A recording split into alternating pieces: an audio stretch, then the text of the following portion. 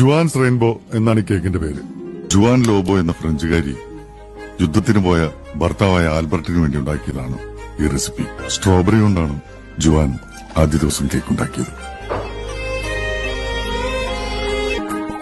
യുദ്ധം അവസാനിച്ചില്ല. വരാമെന്ന് പറഞ്ഞ ദിവസം ആൽബർട്ട് വന്നില്ല. പിറ്റേന്ന് ജുവാൻ ഒരു പിസ്താ കേക്ക് ഉണ്ടാക്കി ആൽബർട്ടിനെ കാത്തിരുന്നു.